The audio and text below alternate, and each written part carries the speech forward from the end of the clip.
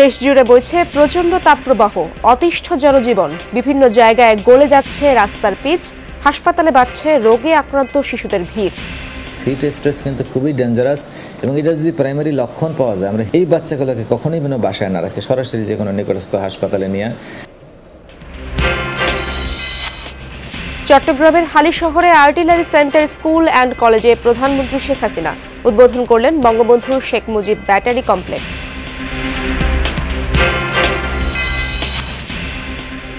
দখলকৃত পশ্চিম তীরে থামছেই না ইসরায়েলি তাণ্ডব, তছনছ নূর শামস ক্যাম্প। 14 ফিলিস্তিনির মৃত্যু, পাল্টা হামলা ইহুদি সেনা চৌকিতে।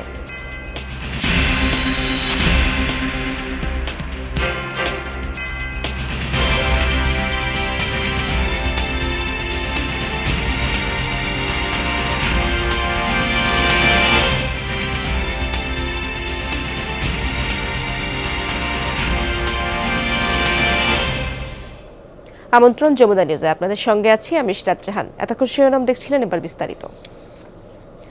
দাবদাহের তীব্রতায় রাজধানীবাসীর প্রাণ ওষ্ঠাগত। জরুরি প্রয়োজন ছাড়া অনেকেই বাইরে বের হচ্ছেন না, এড়িয়ে চলছেন সূর্যের তাপ।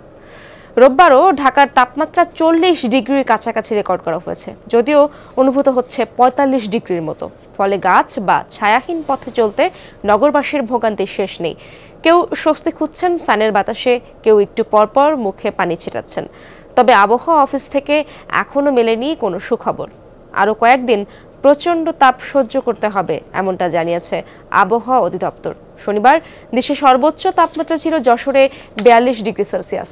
প্রচণ্ড গরমে ডায়রিয়া সহ নানা রোগে আক্রান্ত রোগীদের ভিড় বাড়ছে হাসপাতালগুলোয়, যাদের বেশিরভাগই শিশু।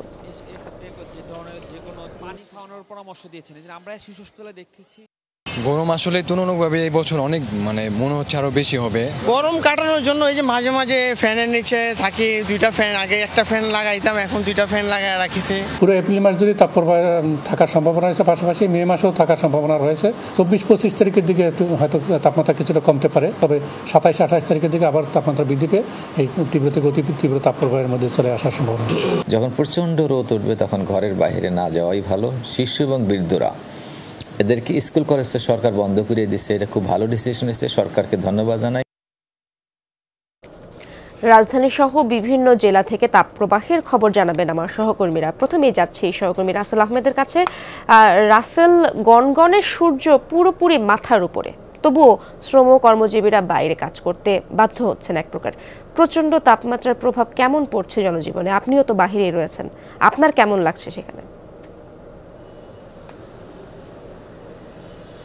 সত্যি বেশ খারাপ অনুভব আসলে, এবং আপনি যেটি বলছিলেন একেবারে মাথার উপরে, আমারও মাথার উপরে সূর্য, এবং আমিও মানুষের যেই অনুভব সেটি আসলে অনুভব করতে পারছি, তাদের যে ভোগান্তিটা।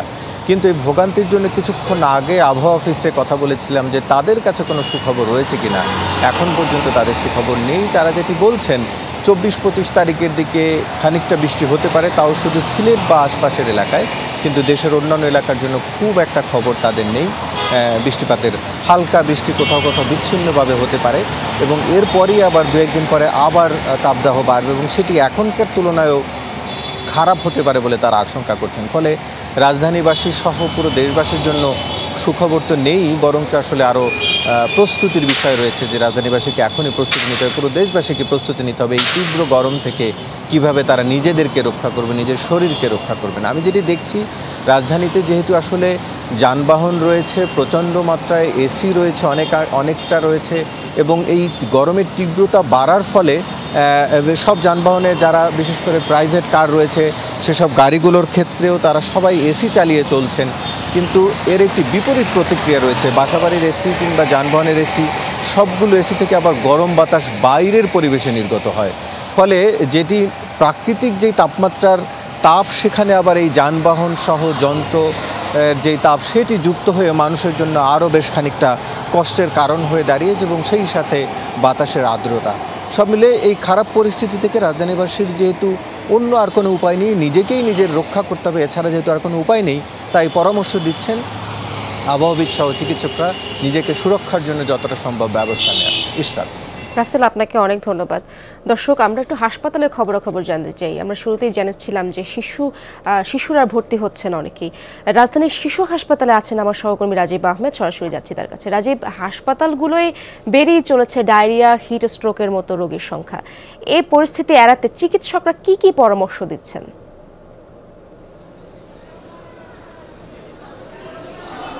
ইশরাত, এখন বেলা 12টা বাজে। এখন আপনি যদি দেখবেন এখনও হসপিটালে শিশুদের নিয়ে অভিভাবকদের যে লাইন, আপনি সকাল থেকে সে হসপিটালে রুগী আসতেছে, এখন পর্যন্ত রুগী আসতেছে। আমরা দেখতেছি যে এখানে প্রচুর পরিমাণে আপনার গরমে নিউমোনিয়া এবং ডায়রিয়াজনিত রোগ নিয়ে বাচ্চাদেরকে নিয়ে অভিভাবকরা আসছেন, এবং ডাক্তাররা বলছেন যে এই গরম পড়ার কারণে বাচ্চাদের এ ধরনের রোগের আক্রান্ত সংখ্যা বাড়ছে, এবং তারা পরামর্শ দিচ্ছেন যে বাচ্চাদেরকে রোদে না বের করা এবং এছাড়া ঠান্ডা স্থানে রাখা, এছাড়াও আপনার বেশি করে পানি, ওটসলাইন এবং বাসায় তৈরি কৃত জুস খাওয়ার পরামর্শ দিয়েছেন। এবং তারা যেটা জানিয়েছেন যে অধিক গরমের কারণে বাচ্চাদের বিভিন্ন গায়ে রেশ এবং বিভিন্ন ধরনের ঘামাচি বিচি এইসব রোগের আক্রান্ত হচ্ছেন। এবং এই হসপিটালে আমরা সকাল থেকে আমরা দেখেছি যে প্রত্যেকটা ফ্লোরে এই ধরনের রুগীর প্রচণ্ড পরিমাণে রুগী আসছে, এবং অভিভাবকরা একটা দুশ্চিন্তার ভিতরে তারা পড়ছে। এবং তারা অভিভাবকরা আমাদেরকে জানিয়েছেন যে এই গরম পড়ার সাথে সাথে তারা তার বাচ্চাদের এই ধরনের রোগে আক্রান্ত হচ্ছে, এবং ডাক্তারের পরামর্শ নিয়ে বাচ্চাদেরকে চিকিৎসা নেওয়ার জন্য এসে, এবং ডাক্তারকে তারা পরামর্শ দিয়েছেন যে এই গরমে প্রচুর পরিমাণে পানি খাওয়া এবং তাদেরকে রোদ্রে বের নেওয়া হয় এবং ছায়াতে রাখার জন্য চিকিৎসকরা পরামর্শ দিচ্ছেন। ইশরাত। রাজীব, আপনাকে অনেক ধন্যবাদ। দর্শক, আমরা এবার যাব সব থেকে বেশি তাপমাত্রা যে এলাকায়, চুয়াডাঙ্গায়। সেখানে আছেন আমার সহকর্মী জিসান আহমেদ। জিসান, গতকাল যশোর চুয়াডাঙ্গা অঞ্চলে অনুভূত হয় সর্বোচ্চ তাপমাত্রা। আজ সেখানকার কি অবস্থা এবং সার্বিক পরিস্থিতি আমাদেরকে জানান। সেখানকার মানুষ কেমন অনুভূত করছেন? এত তাপমাত্রায় তারা কিভাবে নিজেদেরকে সামলাচ্ছেন? ইসরাত, দিন দিন কিন্তু আসলে পরিস্থিতি প্রকট আকার ধারণ করছে, ভয়াবহ হচ্ছে। 42 ডিগ্রি ঘর ছুঁয়েছে তাপমাত্রা। কিন্তু আজ নতুন করে আমরা যেটা দেখছি যে আবহাওয়ায় কিন্তু আসলে বাতাসের আর্দ্রতার পরিমাণটা বেশি।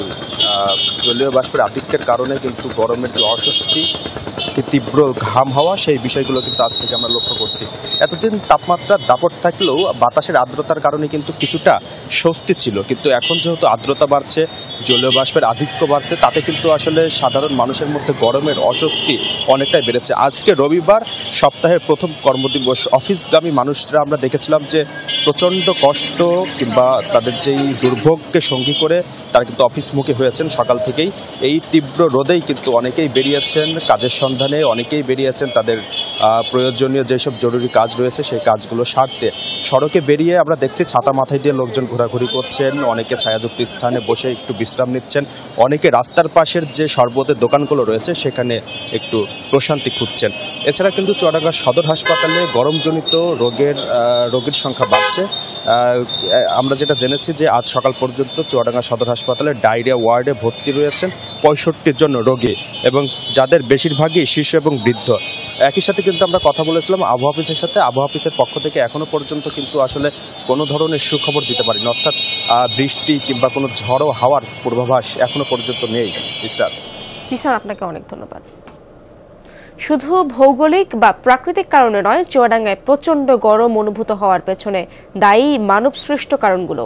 দিনে দিনে চড়ছে তাপমাত্রার পারদ, কয়েক গুণ বাড়ছে গরমের অনুভূতিও।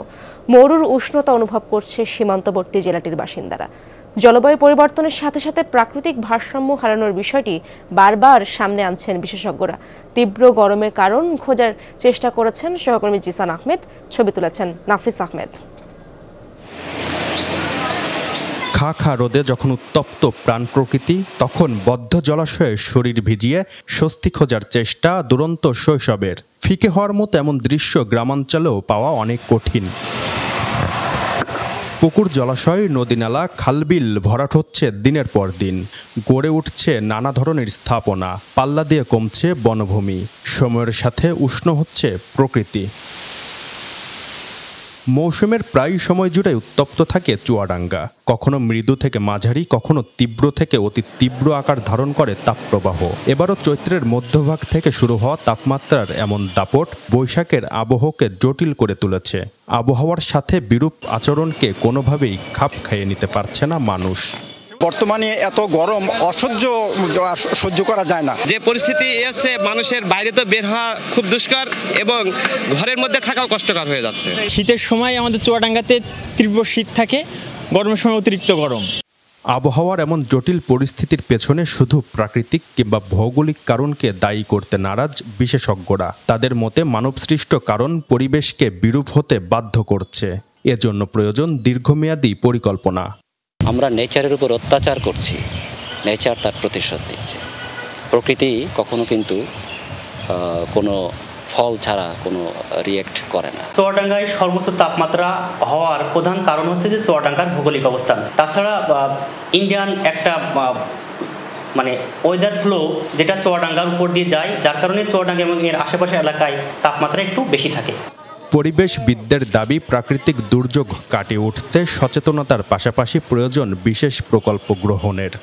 এখানকার জেলা প্রশাসন, জেলা পরিষদ, উপজেলা প্রশাসন সবার উচিত বিশেষ সরকারকে বলে এখানে যে দুর্যোগ ব্যবস্থাপনার যে আছে ত্রাণ, তাদেরকেও বলা উচিত যে বিশেষ প্রকল্প নিয়ে বনায়ন প্রকল্প করতে হবে।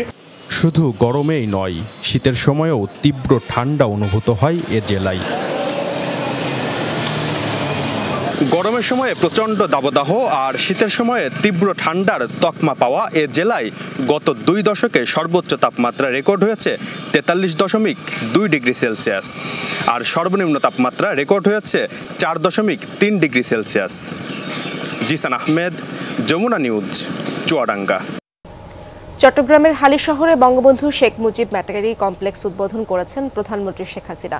সকালে হেলিকপ্টার যোগে আর্টিলারি সেন্টার স্কুল অ্যান্ড কলেজে পৌঁছান বঙ্গবন্ধু কন্যা। ব্যাটারি কমপ্লেক্স উদ্বোধনের পর সেটি ঘুরে দেখেন তিনি, উপভোগ করেন প্রামাণ্যচিত্র। পরে দরবার হলে যোগ দেন প্রধানমন্ত্রী। মুক্তিযুদ্ধের সময় জাতির জনকের ডাকে পাকিস্তান সেনাবাহিনী ছেড়ে আসেন 75 জন বাঙালি মুক্তিযোদ্ধা, অন্যান্য বাহিনী এবং বেসামরিক কিছু যোদ্ধা। তাদের নিয়েই 1971 সালের 22 জুলাই ত্রিপুরার কোনাবনে গঠিত হয় বাংলাদেশ সেনাবাহিনীর রেজিমেন্ট অব আর্টিলারির প্রথম ফিল্ড ব্যাটারি। স্বাধীনতার পর সেটি 1 নম্বর মুজিব মাউন্টেন ব্যাটারি নামে পরিচিতি পায়। দর্শক, রাজধানীর খিলগাঁওয়ে ট্রেন দুর্ঘটনায় আহত তেল, গ্যাস, খনিজ সম্পদ ও বিদ্যুৎ বন্দর রক্ষা জাতীয় কমিটির সদস্য সচিব অধ্যাপক আনু মোহাম্মদ। এ বিষয়ে বিস্তারিত জানাতে ঢাকা মেডিকেলে আছেন সহকর্মী আখলাক সাফা। সরাসরি যাচ্ছি তার কাছে। সাফা, এখন আনু মোহাম্মদের কি অবস্থা দেখছেন আপনি এবং চিকিৎসকরা কি জানিয়েছেন এ বিষয়ে?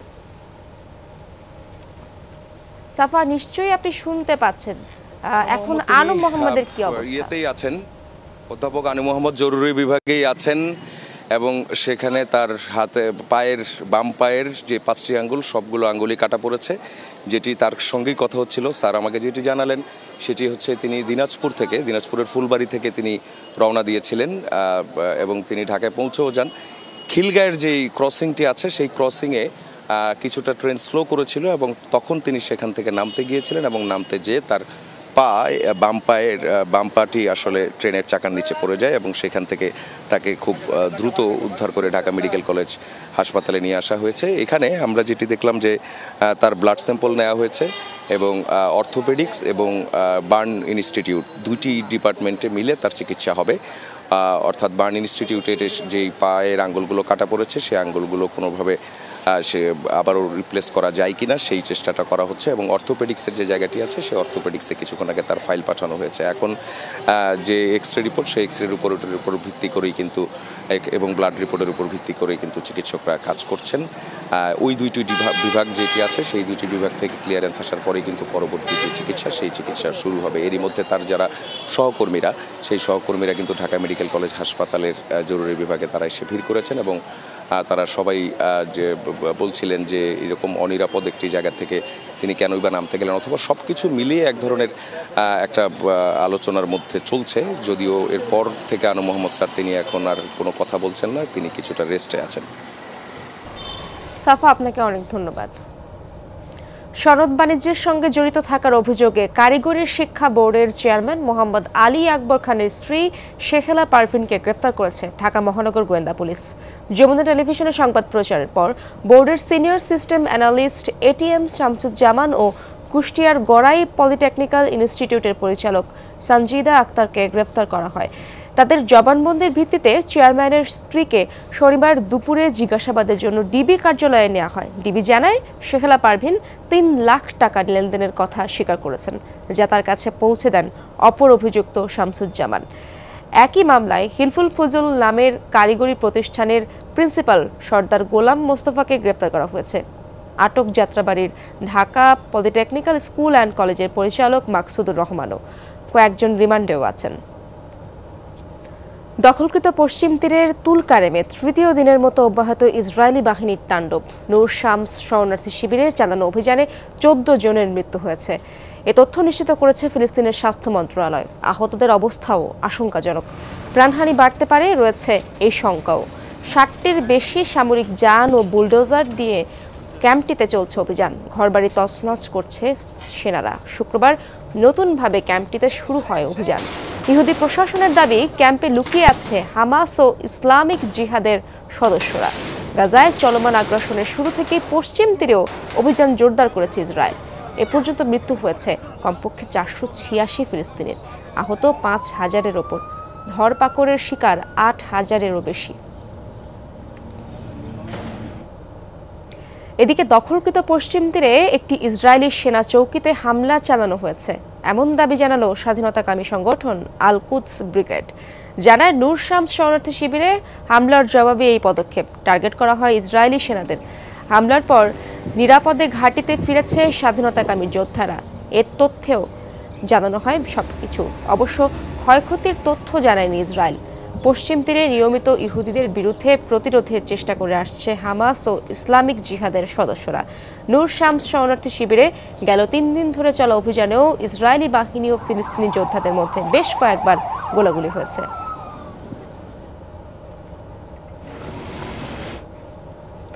দর্শক, এই ছিল যমুনা নিউজে। এতক্ষণ সাথে থাকার জন্য ধন্যবাদ সবাইকে।